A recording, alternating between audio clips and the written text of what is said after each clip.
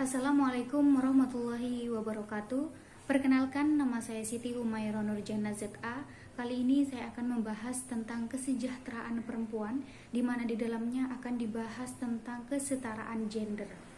Sering kali digemakan oleh aktivis-aktivis sosial, kaum perempuan, bahkan politikus perempuan tentang kesetaraan gender yang sudah mulai mereka sadari. Sehingga mereka menuntut hak mereka untuk sama dengan kaum laki-laki. Kesetaraan gender merupakan salah satu hak asasi manusia yang kita miliki. Hak untuk hidup secara terhormat, hak untuk hidup bebas dari rasa takut, dan bebas menentukan pilihannya. Sayangnya sampai saat ini kaum perempuan masih saja dianggap lemah. Dan mereka pikir bahwa kaum perempuan hanya sebagai peran tambahan saja. Dan pola pikir yang ada di masyarakat sampai saat ini masih sama, yaitu tentang tugas perempuan hanya di dapur, kasur, dan sumur, sehingga di luar itu tidak penting. Sosok perempuan yang cerdas adalah perempuan yang bisa menyeimbangkan antara bekerja dan mengurus rumah tangga. Banyak kaum perempuan yang takut untuk berkarir hanya karena tuntutan mereka untuk menjadi ibu rumah tangga. Berikut ada beberapa isu dan contoh tentang kesetaraan gender yang ada di Indonesia. Yang pertama, pola pernikahan yang banyak merugikan kaum perempuan. Pernikahan dini.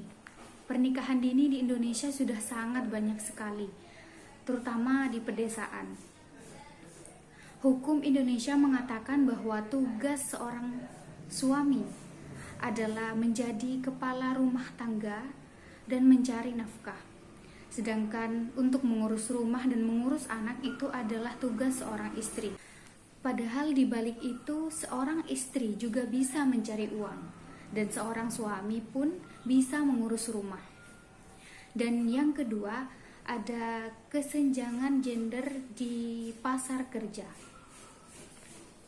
Adanya pengelompokan jenis kelamin angkatan kerja, praktik penerimaan dan promosi karyawan yang bersifat diskriminatif membuat kaum perempuan hanya terpusat dalam sejumlah kecil perekonomian, dan masih saja asumsi mereka adalah kaum perempuan hanya sebagai peran tambahan saja.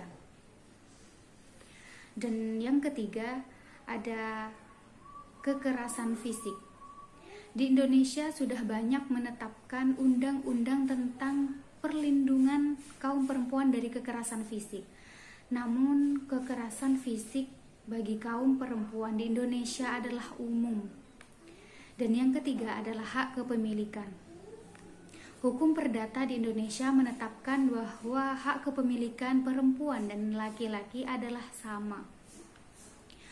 Jadi untuk meningkatkan kesadaran kaum perempuan akan isu kesetaraan gender dan mengedukasi para pekerja mengenai hak-hak mereka sebagai pekerja perempuan, perlu event dan pelatihan agar bisa membangkitkan kesadaran para kaum perempuan. Diharapkan dapat lebih terpacu untuk membela hak mereka dalam kesempatan bekerja atau berkarir, juga untuk menyeimbangkan antara keluarga dan karir.